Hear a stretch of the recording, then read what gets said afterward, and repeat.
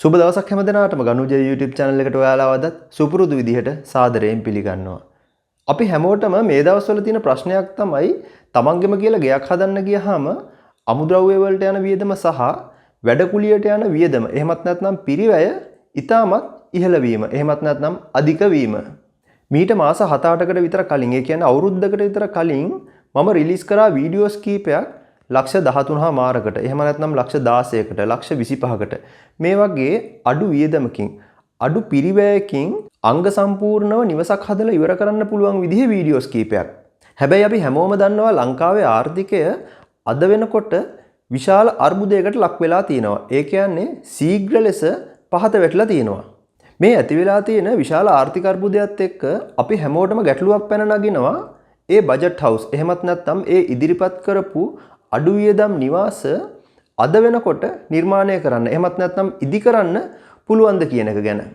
ගිය අවුරුද්දේ එහෙමත් නැත්නම් 2020 වර්ෂයේදී ওই වීඩියෝස් මම නිර්මාණය කරනකොට පරිශීලනය කළේ. එහෙමත් නැත්නම් රිෆර් කළේ 2020 වර්ෂයට අයත් BSR එක උපයෝගී කරගෙන. එහෙමත් නැත්නම් රජය විසින් නිකුත් කරන ගොඩනැගිලි ගාස්තු උපලේඛනය පදනම් කරගෙන. ඒ නිසා මගේ වීඩියෝස් බලන ඔයාලා හැමෝම මතක තියාගන්න ඒ බජට් හවුස් මේ අවුරුද්දේ මේ වෙනකොට නිර්මාණය කරන්න ඔයාගේ සැලැස්මක් තියෙනවා නම් බලාපොරොත්තුවක් තියෙනවා නම් ඒ මිලට වඩා ලක්ෂ 2-3ක් වෙන්න පුළුවන්. එහෙමත් නැත්නම් ඊට වඩා වැඩි මුදලකින් වියදම වැඩි වෙන්න පුළුවන් බව.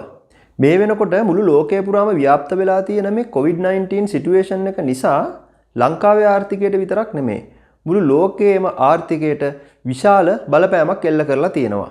ඇත්තටම මොනෑම් විදිහේ හෝ ආර්ථික අපහසුතා ගැටලු අපේ ජීවිතවලට ආවත් ආහාර පාන ඇඳුම් පැළඳුම් ඇරුණාම අපේ ජීවිතවල අත්‍යවශ්‍යම අංගයක් තමයි නිවාස කියලා කියන්නේ. ඒ නිසා අපි හැමෝටම තියෙන ප්‍රශ්නයක් තමයි අතේ තියෙන මුදලට හරි එහෙමත් නැත්නම් බැංකු ලෝන් එකක් දාලා අතට හම්බ වෙන මුදලින් තමන්ගෙම කියලා පොඩියට හරි නිවසක් නිර්මාණය කරගන්නේ කොහොමද කියන ගැටලුව. මේ නිසා නිවසකට යට කරන්න පුළුවන් වියදම එහෙමත් නැත්නම් දරන්න පුළුවන් පිරිවැය අඩු කරගන්න තියෙන එකම ක්‍රමවේදය තමයි තමන් නිර්මාණය කරන නිවස ටිකක් කුඩාවට ඒ වගේම නිවස තුල ඉඩකඩ ප්‍රමාණය හරියාකාරව සැලසුම් කර ගැනීම. ඇත්තටම ලංකාවට මේ concept එක අලුත් වුණාට ලෝකයේ ගොඩක් සංවර්ධිත රටවල් වල මේ ක්‍රමය බහුලව භාවිතා කරනවා. මේ වීඩියෝ එකේ තව ටිකක් ඉස්සරහට යනකොට ඔයාලට පැහැදිලි වෙයි ඔයාගේ නිවස ටිකක් කුඩාවට නිර්මාණය කරලා ඒ නිවස අලංකාරවත් විදියට පිටත වගේම ඇතුළත ඒ කියන්නේ ඉන්ටීරියර් එකත් හරියාකාරව සැලසුම් කරගන්නේ කොහොමද කියලා. ටිකක් කුඩාවට නිවසක් නිර්මාණය කරනකොට ඔයා සැලකිලිමත් වෙන්න ඕනේ වැදගත්ම කාරණාව තමයි නිවස තුල පිහිටි බිත්ති. එහෙමත් නැත්නම් නිවසේ ඇතුළත යාවෙන බිත්ති ප්‍රමාණය අඩු කරගන්න. ඒකට හේතුව තමයි අපි කවුරුත් හිතුවේ නැති වුණාට ඒ බිත්ති වලට ලොකු ඉඩ ප්‍රමාණයක් අයින් වෙනවා. මේ විදිහට ඇතුළත බෙදාවෙන් කරන බිත්ති ප්‍රමාණය අඩු කරාම ඔයාගේ වියදමත් අඩු කරගන්න පුළුවන් වෙනවා. නිවස තුල සමහර තැන්වලට බිත්ති යොදන්නේ නැතුව ඒ තැන්වලට ඔයාට පුළුවන් රාක්කයක්, කැබිනට් එකක්, එහෙමත් නැත්නම් කබඩ් එකක් වගේ දෙයක් යොදන්න. ඒ විදිහට වෙන් කරාම ලැබෙන තවත් වාසියක් තමයි ඒ වෙන් කිරීමට භාවිතා කරන රාක්කය හෝ කබඩ් එකත් ඔයාගේ ප්‍රයෝජනයට ගත හැකි වීම. ඒ විදිහට arrange කරාම ඔයාගේ privacy එකට බාධාවක් කියලා ඔයාට හිතෙනවා නම් ඒ වගේ තැන් වලට ඔයාට යන්න පුළුවන් dry wall partition එකකට. ඒ කියන්නේ අපි කවුරුත් දන්න විදිහට light weight structure එකක් ගිහිල්ලා gypsum board වලින් හරි plywood වලින් හරි වෙන් කර ගැනීම. මේ වගේ dry wall partition එකකට block ගල් වලින් හරි ගඩොල් වලින් හරි බඳින බිත්තියක් තරම් ඒරියා එකක් එහෙමත් නැත්නම් ඉඩ ප්‍රමාණයක් යන්නේ නැහැ. ඒ නිසා ඔයා බජට් හවුස් එකක් නිර්මාණය කරනවා නම් එහෙමත් නැත්නම් ටිකක් කුඩාවට නිවස නිර්මාණය කරන්න බලාපොරොත්තු වෙනවා නම් අනිවාර්යයෙන්ම ඇතුළත බිත්ති ප්‍රමාණය අඩු කරලා ඩිසයින් එක කරන්න වග බලා ගන්න.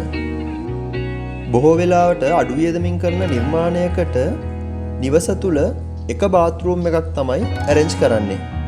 මොකද බාත්රූම් දෙකක් නිර්මාණය වෙනකොට යන වියදම වැඩි නිසා. මේ ඔයා සැලසුම් කරන තනි බාත්රූම් එක එහෙමත් නැත්නම් කොමන් බාත්රූම් එක ඉඩ ඇහිරෙන්නේ නැති විදියට ටිකක් කුඩාවට නිර්මාණය කරන්න පුළුවන්. මොකද බාත්රූම් එකේ ඒරියා එක ලොකු වුණොත් ඔයාට ටයිල් වලට යන කොස්ට් එකයි, වෝටර් ප්‍රූෆින් වලට යන කොස්ට් එකයි, ප්ලම්බින් වලට යන කොස්ට් එකයි හැම දෙයක්ම ඔයා හිතන්නේ නැති විදියට වැඩි වෙනවා. දැන් මේ විදියට කුඩාවට නිර්මාණය කරන බාත්රූම් එකේ ෆිටින්ග්ස් තෝරගන්නකොට එහෙමත් නැත්නම් ටයිල්ස් තෝරගන්නකොට කවදාවත් ඩාර්ක් කලර්ස් වලට යන්න එපා. ඒකට හේතුව තමයි තද පාට යෙදුවහම ඉඩ තියෙන බවක් පේන්නේ නැහැ. ඒ වගේම පිරිසිදුව තියාගන්නත් ටිකක් අපහසුයි. ඒ නිසා බාත්රූම් එක ටිකක් කුඩාවට නිර්මාණය වුණාට ප්‍රශ්නයක් නැහැ. හැබැයි මතක තියාගන්න ඒකට භාවිතා කරන ටයිල්ස්, ෆිටින්ග්ස්, ඇක්සසරීස් එහෙමත් නැත්නම් අලංකාර කරන්න යොදන අයිටමයන් මෙන්න මේ දේවල් සුදු පාටට හුරු ලා වර්ණ වලින් යොදා ගන්න. ඒ වගේම ඔයාගේ නිවස නිර්මාණය කරද්දී කුස්සිය සහ කෑම කෑල්ල කියන කොටස් දෙක බිත්ති වලින් වෙන් කරන්න යන්න එපා. මොකද එහෙම වුණොත් ඔයාගේ නිවස කුඩාවට නිර්මාණය වෙන නිසා නිවස තුල ආලෝකය සහ වාතාශ්‍රය රඳව ගන්න අපහසු වෙනවා. සාමාන්‍යයෙන් ඔයාගේ නිවසට අමුත්තන් නිතර දෙවේලේ පැමිණෙන්නේ නැත්නම් විශාල ප්‍රමාණයේ කෑම මේස ඇරේන්ජ් කරන්න යන්න එපා. මොකද ඒ වගේ ලොකු මේසයකට ලොකු ඉඩක් අයින් වෙනවා. ඒ නිසා හොඳම දේ තමයි කුස්සියයි කෑම කෑල්ලයි අතරට මේ ෆොටෝ එකේ ඔයාට පේන්න තියෙන ආකාරයේ බ්‍රෙක්ෆාස්ට් කවුන්ට් එකක් arrange කරගන්න පුළුවන් නම් වඩාත් සුදුසුයි. මීට අමතරව කෑම කෑල්ලට කුඩා ප්‍රමාණයේ මේසයක් ලෑස්ති කරලා පොඩි ඉඩ ප්‍රමාණයක් එතෙන්ට අයින් කරන්න. මේ විදිහට බ්‍රෙක්ෆාස්ට් කවුන්ට් එකක් දාගත්තාම ඉඩ ඇහිරෙන්නේ නෑ වගේම ඔයාගේ දෛනිකව ආහාර ගන්න අවස්ථාවන් වලදී මෙතන භාවිතා කරන්න පුළුවන්. නිවසක් කුඩාවට නිර්මාණය කරද්දී සැලකිලිමත් වෙන්න ඕනේ. ඒ වගේම සූදානම් කරගන්න ඕනේ තවත් වැදගත්ම දෙයක් තමයි ඔයාගේ නිදන කාමර වලට වගේම යුටිලිටි ඒරියාස් වලට බිත්ති කබඩ් නිර්මාණය කර ගැනීම. මේ විදිහට නිර්මාණය කරගත්තම ඔයාගේ ඇඳුම් පැළඳුම් ආයිත්තම් දාන්න වෙනමම අල්මාරියක් අවශ්‍ය වෙන්නේ නැහැ. ඔයාගේ අත්‍යවශ්‍යම කටයුතු වලට විතරක් පොඩි කබඩ් එකක් භාවිතා කරන්න පුළුවන්. ඇත්තට මේ වගේ arrangement එකක් ඔයාගේ හිතේ තියෙනවා නම් මේ දේවල් ඔයාගේ plan එක අඳින කෙනා එක්ක අනිවාර්යයෙන්ම සාකච්ඡා කරන්න ඕනේ. මොකද ගොඩක් වෙලාවට අපේ නිවෙස් තුල අපි හිතන්නේ නැති ආකාරයට ඉඩ අහක ගිහිල්ලා තියෙනවා. සමහර විට කොලම් නිසා එහෙමත් නැත්නම් නිවසේ හැඩය නිසා සමහර ඉඩ ප්‍රමාණයන් අපත යන්න පුළුවන්. මෙන්න මේ වගේ අවස්ථාවක අපිට පොඩි ඉඩ ප්‍රමාණයක් වෙන්න පුළුවන්. නමුත් ඒක අපේ පුංචි ගබඩාවක් සඳහා, අල්මාරියක් සඳහා, බිත්ති කබඩයක් සඳහා යොදා ගන්න පුළුවන්. ඔයාගේ නිවසේ සැලැස්මට එහෙමත් නැත්නම් ප්ලෑන් එකට මේ වගේ දෙයක් ඔයා ලෑස්ති කරගත්තට පස්සේ ඔයා මේ නිවස ඉදි කරනකොට පරිස්සම් වෙන්න ඕනේ. ඔය බිත්ති කබඩ් පිහිටලා තියෙන තැන්වල පිටපැත්තේ බිත්තිය තෙමෙනවද? එහෙමත් නැත්නම් වේයන්ගෙන් ආක්‍රමණයක් තියනවද? එහෙමත් නැත්නම් වෙනත් කෘමීන්ගෙන් ආක්‍රමණයන් තියනවද කියලා. මොකද එහෙම වුණොත් ඔයාගේ මේ කබඩ් ඉක්මනට නාස්ති වෙලා යන්න පුළුවන්.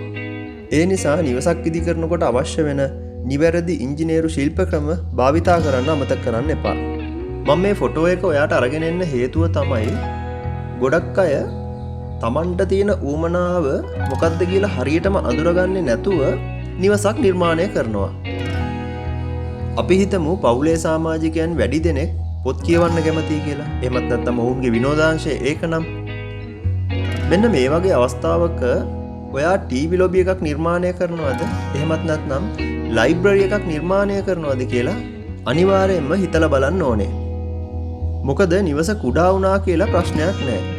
ඔයාලගේ අවශ්‍යතාවයන්ට ගැළපෙන විදිහටයි නිර්මාණය සිද්ධ කරගන්න ඕනේ. කුඩා ඉඩ ප්‍රමාණයක ඔයා නිවසක් සැලසුම් කරනවා නම් ඔයා හිතන්න ඕනේ තවත් එක් වැදගත් තැනක් තමයි ඔයාගේ නිදන කාමරය. මේ නිදන කාමරය ඔයා හරියටම සැලසුම් කරගත්තොත් ඔයාට පොඩි ඉඩක ලොකු දෙයක් කරගන්න පුළුවන් වෙනවා. මං ඉස්සෙල්ලා ඔයාට පැහැදිලි කරපු විදිහට බෙඩ්රූම් එක තුලත් බිත්ති කබඩ්ස් නිර්මාණය කරන්න පුළුවන්. ඊට අමතරව ඔයාගේ ඇඳේ යට කොටසේ ලාච්චු දාලා ඔයාට බඩමුට්ටු තියාගන්න පුළුවන් විදිහට හදාගන්නත් පුළුවන්. ඇත්තටම අපි හිතුවේ නැති වුණාට ලොකු ඉඩ ප්‍රමාණයක් මේ ඇඳේ යට කොටසේ තියෙනවා. ඒ වගේම ඔයාගේ බෙඩ්රූම් එකට මේස ගෙනල්ලා තියන්නේ නැතුව බිත්තියටම අල්ලලා මෙන්න මේ ෆොටෝ එකේ තියෙන විදිහට ඔයාට මේසයක් නිර්මාණය කරගන්න පුළුවන් නම් ඉඩ ගොඩක් ඉතුරු කරගන්න පුළුවන් වෙනවා. දැන් මේ විදිහට නිර්මාණයන් සිද්ධ කරාම ඔයාගේ ගෘහ භාණ්ඩ සඳහා යන පිරිවැයත් ඔයාට අඩු කරගන්න පුළුවන්. ගොඩක් වෙලාවට ලංකාවේ කරන නිර්මාණවල සාලේ කොටස ඇරුණහම රිලැක්සිං ඒරියා එකක්. එහෙමත් නැත්නම් විවේක ගන්න වෙනම ස්ථානයක් නිර්මාණය කරන්නේ නැහැ. මේ ඒරියා එක ඉතාමත් වැදගත්. විශේෂයෙන්ම ඉඩමේ යම්කිසි ඉඩක් නැත්නම්. ඒ කියන්නේ අපි හිතමු ඔයාගේ ඉඩමේ ප්‍රමාණය වර්චස් 3ක් 4ක් 5ක් වගේ පොඩි ඉඩ ප්‍රමාණයක් කියලා. ඔන්න ඔය වගේ අවස්ථාවක ඔයාට ගාඩන් එකේ විවේක ගන්න ස්ථානයක් වෙන් කරගන්න විදිහක් නැහැ.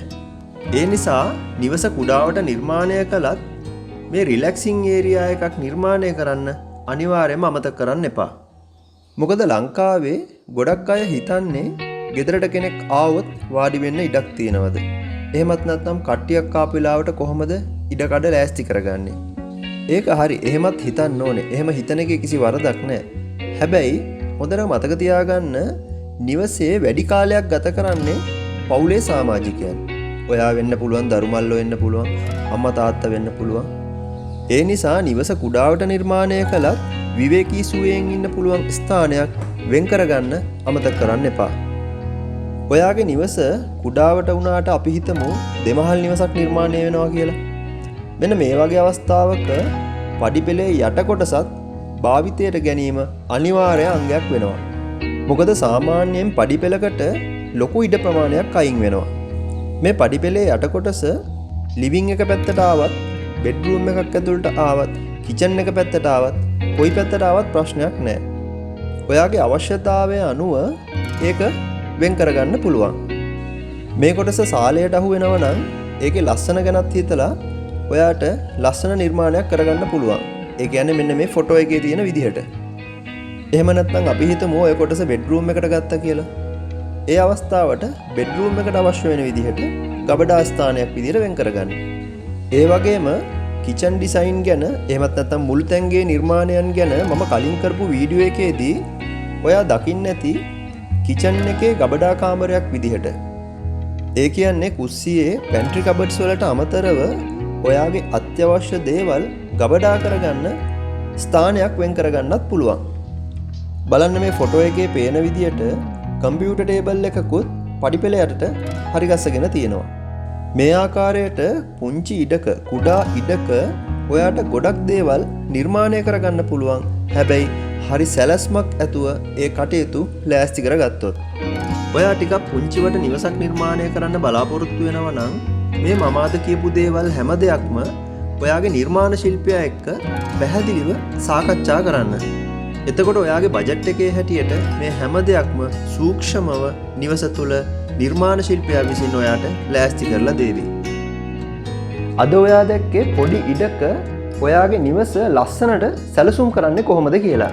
මේ වගේ අදහස් විතරක් නෙමෙයි, ඉංජිනේරු ශිල්පකම ගැන, අමුද්‍රව්‍යයන් ගැන, ඒ වගේම අලුත් තාක්ෂණික මෙවලම් ගැන මෙන්න මේ ආකාරයේ ඉදිකිරීම් වලට අවශ්‍ය වැදගත් තොරතුරු රැසක් අරගෙන මගේ ඊළඟ එපිසෝඩ් එකෙන් ඔයාව මුණ ගැහෙන්න ආයෙත් එන්නම්. ඔයාට මාව ෆලෝ කරන්න පුළුවන් Ganu Jay Facebook එකෙන්, Instagram එකෙන්, ඒ වගේම Ganu Jay page එකෙන්.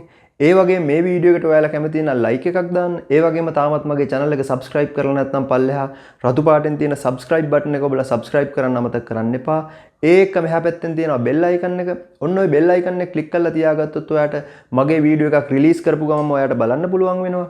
එහෙමනම් අලුත් තොරතුරු ගොඩක් එක්ක ඊළඟ එපිසෝඩ් එකෙන් ආයෙත් අපි මුණ ගැහෙමු.